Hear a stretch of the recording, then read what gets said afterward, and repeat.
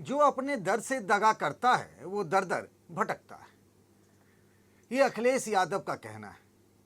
यही शेर लिखते हुए उन्होंने सोशल मीडिया पर अपने गुस्से का इजहार किया।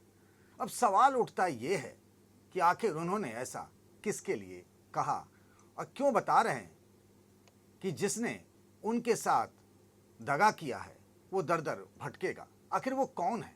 जितने मुंह उतनी ही बातें।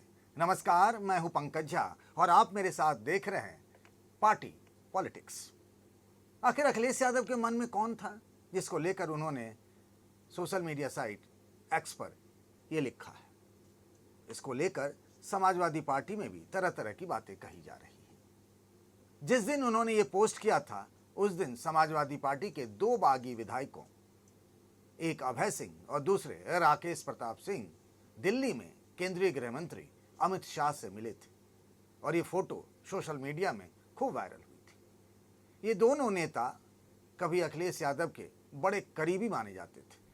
ये दोनों विधायक ठाकुर बिरादरी से हैं और पिछले राज्यसभा चुनाव के दौरान इन्होंने समाजवादी पार्टी से मुंह मोड़कर बीजेपी के पक्ष में मतदान किया था। लोगों ने कहा इन्हीं दोनों के बारे में अखिलेश यादव ऐसा कह रहे हैं, लेकिन कोई निश्चित तौर पर यह नहीं बता पा रहा है कि आखिर क्या इन्हीं दोनों के लिए अखिलेश यादव ने कहा।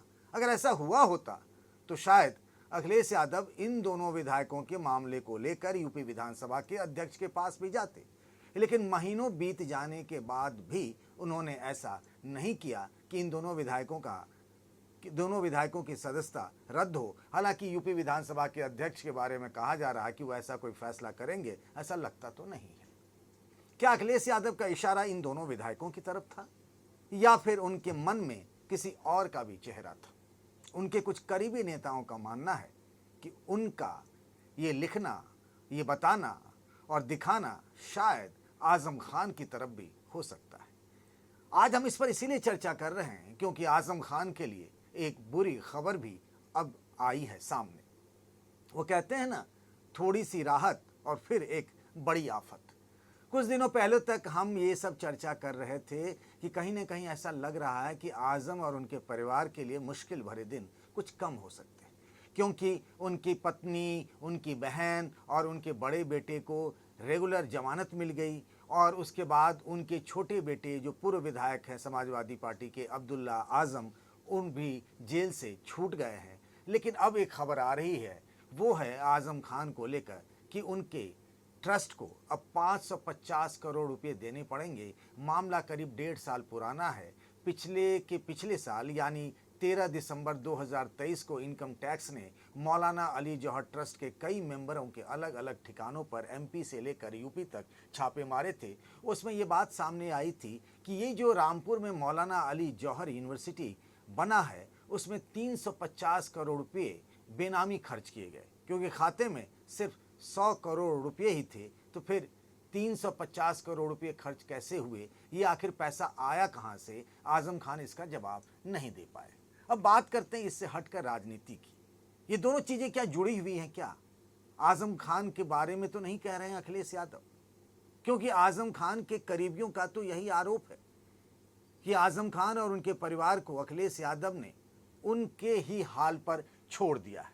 ये कहा जा रहा है कि वो अगले विधानसभा चुनाव से पहले समाजवादी पार्टी से अलग कोई राजनीतिक बड़ा फैसला कर सकते हैं। तो उसके लिए अभी से अखिलेश यादव ने भी माहौल बनाना शुरू कर दिया है और अपने तरफ से अपनी कार्रवाई भी और अपनी रणनीति भी तेज कर दी है कि अगर आजम खान अलग हुए तो फिर क्या होगा। कहा यह जा रहा है कि एक तरीके से ये माहौल बनाया जा रहा है कि आजम और उनका परिवार और उनके लोग अगर समाजवादी पार्टी से चले भी गए तो फिर आखिर फर्क क्या पड़ता है। और इसीलिए वो समाजवादी पार्टी में दूसरे मुस्लिम नेताओं को तरजीह दे रहे हैं और ये आरोप आजम खान के समर्थकों का भी, जैसे कि संभल के सांसद हैं सफीकुर रहमान बर्क हो गए। इसके अलावा जो दूसरे मुस्लिम चेहरे हैं वो आसपास उनके आजकल कुछ ज़्यादा देखे जा रहे हैं। कमाल अख्तर पर भी उनका भरोसा बढ़ गया है। ऐसा लगता है कि आजम खान से इतर वो एक नई राजनीति बनाने में जुटे हुए हैं।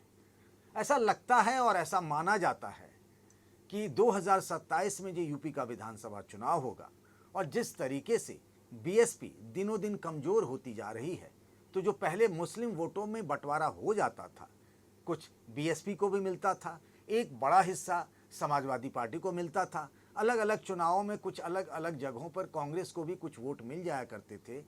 जिस तरीके से बीजेपी की रणनीति है और बीजेपी जिस तरीके से हिंदू वोटरों को एकजुट करने में जुटी है, खासतौर से लोकसभा चुनाव के बाद आप मुख्यमंत्री योगी आदित्यनाथ के लगातार बयानों को देखें, वो संभल से लेकर जुम्मे के दिन जब होली मनाई गई उस दौरान, और चाहे जिस तरीके से संघ का एजेंडा भी बदल रहा है, जो संघ के प्रमुख मोहन भागवत कभी कहते थे कि अयोध्या के बाद काशी और मथुरा संघ के एजेंडे में नहीं है, लेकिन अब संघ की तरफ से कह दिया गया कि अगर आरएसएस के लोग मथुरा और काशी को लेकर कोई आंदोलन करना चाहते हैं तो उसमें वो उनको शामिल होने की छूट है। यानी संघ का रुख भी बदल रहा है और योगी आदित्यनाथ खुलकर एग्रेसिव हिंदुत्व की पिच पर बैटिंग कर रहे हैं। तो ऐसा लगता है कि अगले विधानसभा चुनाव में मुस्लिम समाज, जो करीब 20% माना जाता है मुस्लिम वोटर, उनके पास विकल्प के तौर पर, चूंकि कमजोर होती जा रही बीएसपी और एक तरीके से अखिलेश यादव जो रणनीति बनाने में जुटे हुए हैं उसमें काफ़ी हद तक सफल भी हुए हैं। वो ये बताते रहे हैं, समझाते रहे हैं, दिखाते भी रहे हैं कि मायावती और उनकी पार्टी बीएसपी बीजेपी की बी टीम हो गई है। और पिछले लोकसभा चुनाव और विधानसभा चुनाव को देखें तो उसका असर भी दिख रहा है। बीएसपी 2022 के विधानसभा चुनाव में सिर्फ एक सीट पर सिमट कर रह गई, जबकि पिछले लोकसभा चुनाव में तो यूपी में लोकसभा की 80 सीटों पर बीएसपी चुनाव लड़ी और उसका खाता भी नहीं खुल पाया। तो ये कहा जा रहा है कि पिछले कई दशकों से जो ये होता था कि मुस्लिम वोटों में थोड़ा बहुत बंटवारा हो जाता था, एक दौर था जब मायावती उनकी पार्टी को भी मुस्लिम वोट मिलते थे, वो एक तरीके से अब वो कन्फ्यूजन खत्म हो गया है। ये पूरा का पूरा वोट अखिलेश यादव को मिल सकता है। और इसीलिए अगर आजम खान निकल कर जाते भी हैं समाजवादी पार्टी से, वो चंद्रशेखर रावण से मिल जाते हैं या किसी और के साथ कोई तालमेल करते हैं, तो बहुत ज़्यादा फर्क नहीं पड़ने वाला। उसका एक प्रयोग वो करके देख भी चुके हैं। पिछले लोकसभा चुनाव में आजम खान की नाराजगी के बावजूद उन्होंने आजम खान के विरोधी मुहिबुल्लाह नदवी को रामपुर से लोकसभा का टिकट दिया, और मुहिबुल्लाह नदवी तुर्क बिरादरी के, आजम खान पठान बिरादरी के। रामपुर में तुर्क बिरादरी के वोटरों की अच्छी खासी संख्या है, लेकिन उनका प्रतिनिधित्व नहीं था। ये प्रयोग किया और ये प्रयोग सफल भी रहा। रामपुर में आजम खान के समर्थकों की नाराजगी के बावजूद मुहिबुल्लाह नदवी चुनाव जीत गए, जबकि रामपुर के विधानसभा के उपचुनाव में आजम खान के कहने पर जिनको टिकट दिया गया था उनको बीजेपी के आकाश सक्सेना ने चुनाव हरा दिया था। तो एक तरीके से ये मैसेज दिया जा रहा है धीरे धीरे, और कोशिश ये की जा रही है कि 2027 से पहले एक ऐसे हालात बना दिए जाए कि अगर आजम खान निकले भी तो now he is a spent force, यानी आजम खान राजनीतिक रूप से हाशिए पर चले गए हैं, उनके रहने और न रहने का कोई बहुत ज़्यादा फर्क नहीं पड़ता है। ऐसा मैसेज और ऐसी रणनीति समाजवादी पार्टी की तरफ से दी जा रही है। इसीलिए जब उन्होंने कहा, ये बात लिखी सोशल मीडिया पर, तो कहा जाने लगा कि उनका इशारा हो सकता है आजम खान की तरफ भी हो। हालांकि इसके बारे में अखिलेश यादव ने कुछ नहीं कहा कि उनके मन में क्या है, किसको लेकर उन्होंने ये बात कही है।